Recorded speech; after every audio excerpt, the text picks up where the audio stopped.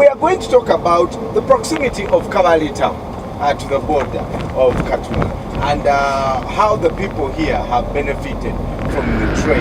How it was before, we'll paint a picture for you, but ultimately project the next, the future of Kabale, and the way people will benefit from the ever-growing trade. Ultimately, we'll be telling you what Uganda is benefiting from exportation and improved border-to-border trade for Ugandans. And we're very privileged to have the gentleman in charge of border-to-border trade on the bus. Say thank you so much for coming. And we'll be talking with some of the leaders, some of the residents here about how they've benefited. Gentlemen and ladies, I think you will help us paint a picture. How was it before? Then, in the past, where people of Kabale doing trade, before everything was organized? Before they were doing it, but on a marginal basis. What's that? That they were not doing it officially. Illegally. But today, we have had many organizations teaching these things, like the Akomesa, we have the East African community, plus Ministry of Trade has helped us teach people how we should be crossing the border. Right. And now officially people move freely to that place. Actually, thank you so much, Minibuzz. To me, I can say that during those days when the magenta was too high, the few people are benefiting compared to the current situation now. Yes. Now the press is open, and you know these people from Rwanda, they are now free to enter. They know that they are legally protected, and that's why we are benefiting here in the Kabale. Like the school, the institutions around, they are benefiting. We have so many students, like these universities, Kampala International University, Kabale University. You find that like 70% of the students, they are from Rwanda. Yes. And when they came, of course, it's not only the institutions, but even these hotels, they get money from them, and even the other business communities, they also get money from them. Yes. So in totality, you find that this kind of border issues, it has assisted us and the people of Kabale. How much were you making then, and how much is made now after you are ahead? During those days, a kilo of, let's say, beans was about, like, when it was like 200 here in Uganda, after crossing you would get 600 out of that. 3 times the value. 3 times. Yes. So a sack of 200, you would get 600. Wow. So there was a lot of profit. It was a bonum. It was a bonum actually. So like my friend has told you, now it has balanced. Some people can do business legally, and it is benefiting a lot of people. Not like those days when a few people would do benefit. Yeah. So now what's the comparison? How, if you're in a kilo heavy here, if it crosses the other side, how much is it? Then how much is it? Actually today, as I talk, if you reach at the border, you will witness it. The beans now come from Rwanda. So we are getting now beans from Rwanda. Not like those days. Yeah, even if you reach there right now, you are going to see many sacks coming from Rwanda. What has happened? So those people are also... Rwanda, they have improved on agriculture using modern system, and therefore they produce much more than they usually do. In Rwanda, after when these farmers, they produce their crops, they put it in the center, and then in the center, they put there the price. But here in Uganda, you just say that we are going to put there the center. The center will be nowhere to be seen. You find the farmers are selling their crops on their own. So the policy is also, the policy matter. Another problem. And the good thing is the food that you're buying from Rwanda now cheaper than the one here? Yes. Yes. That's what it means. Wait, if a Ugandan sells you beans, and then a Rwandese sells you beans that have crossed over, the Rwandese beans are cheap. Yes, no, what happens at the border, for them they sell to those people who have stores at the border. So you don't buy directly from the person bringing it from Rwanda. We got an opportunity to speak to the chairperson of Kabale Trade. Let's take a look at what he has to say, and when we come back, I want us to start from there, but take a look at this.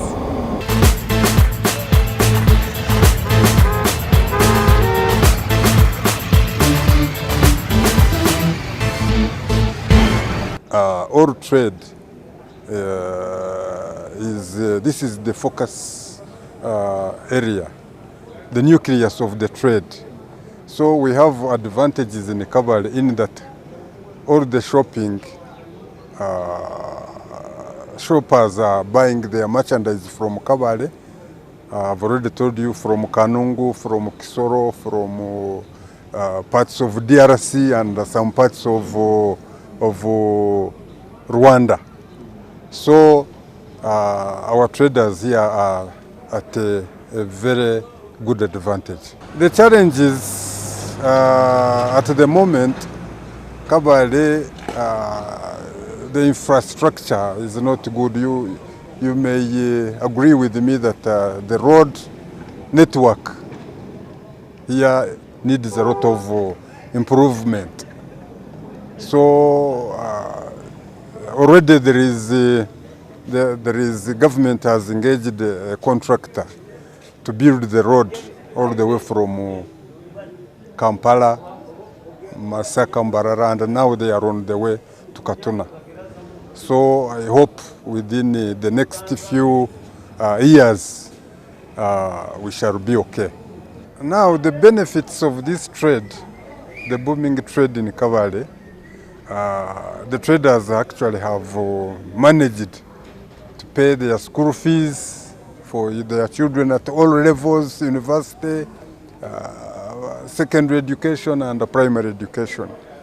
And you have seen there is a lot of development going on. People are building, putting up permanent structures, and I would say that Kabale has been transformed during these years into a modern town. Benefits of this trade. Benefits? Yes. These days, of course, we have built houses, we have had farms, and we are developing very well. You're getting a lot of money from the trade. Yes. And all that from the border. Yes. What are people benefiting? Yes. People have benefited a lot. Because like now, socially you can see, because we have good schools better than them. And Yes. as we have talked, like Kabale, we have so many universities. Like 70% as my friend has talked is Rwanda. So you see, that is a good benefit. Now our locals, they are benefiting from the food. You see, when you have a small hotel, you are very sure from Friday that food has to be consumed because we have so many people. Tulihaye ibihimba kandi nabo baratwara ubuhunga. Even the Irish potatoes. Bije bagure n'empondi. So nabyo empondi turazitwarayo. Kandi icyo twinubwire ko turazihaye. So kirarugira kugira ngo ine season zitarashwa. So sometimes muri kurecevinga then obundi babaye. Kuko what is the most common? Ekimara mambo wo rende chora kiharwanda. What we get from Rwanda, it's only tea. What we cannot get in Kabale. The only thing we are getting from Rwanda, it's beans, and when our season is off. So the only advantage they have over us is that they know how to store. So in the cheap and they store. Actually, to be sincere, Rwandans are better in doing business than us here. They know how to do business. So for them, they go and store. After the season is over here, they bring back at a higher price. Why don't you do the same? They are controlled by the government policies. Because their policies are very okay.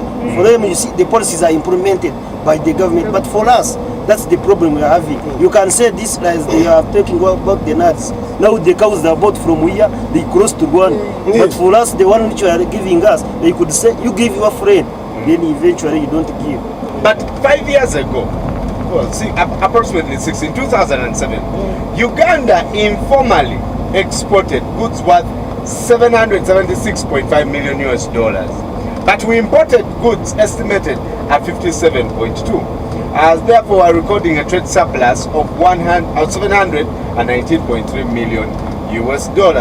And statistics also say Uganda's overall merchandise export earnings from both trading agreements, whether formal or informal, we amounted to $2.11 billion US.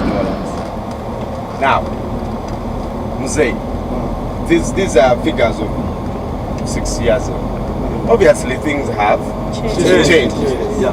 But what are some of the challenges you have realized You are trying to hint them before, but what are some of those problems that you're having in making sure that this border-to-border trade is going on? We don't have market. We don't have good hotels there. Where, at the border? At the border. So many things, in fact. We lack hotels, we lack recreation halls, we lack... All that you want it to be at the border? Yes, if they would go on the border, then the border people would be getting much money. Do we as Kabale, because we are near to the border, do we benefit? Does the border pay us any... Does it get any royalties? No. Like money from the border because we are next? Actually, there is nothing. Revenue collects money on the border, and they take that money to the consolidated fund. Then it is distributed to the whole country. For us here, we don't get a single percentage. You as traders, what are some of your challenges?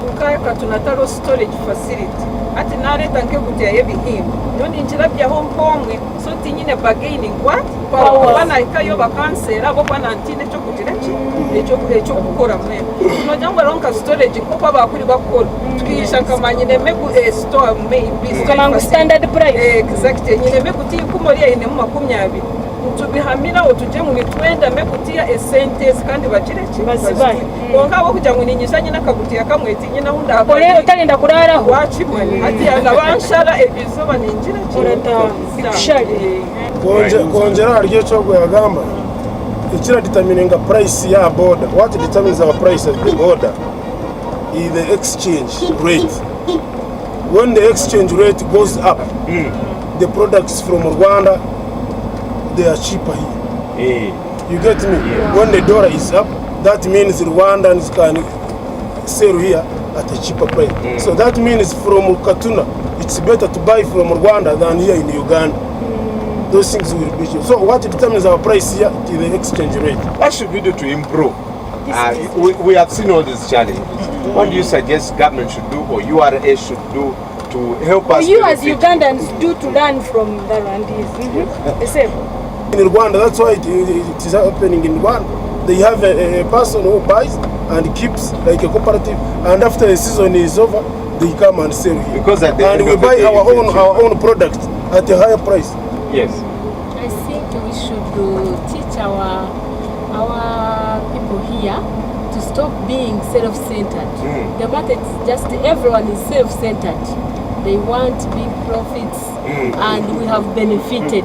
Really, these days we are no longer at risk of our lives. Because for me, those days, I used to carry goods which are not mine, but they pay me so that I can get a school fees because I was an orphan. I remember even my brother has got a chepe. Ibatirika musharaha twegwire aza bitari na byitu. Konka abantu bona bari self-centered, they don't want to join. Like in the border there is a village bank, a circle, but people are not saving their money if you go there. The good thing, I think, would be the government to come and teach or preach these people, tell them the goodness of the circles.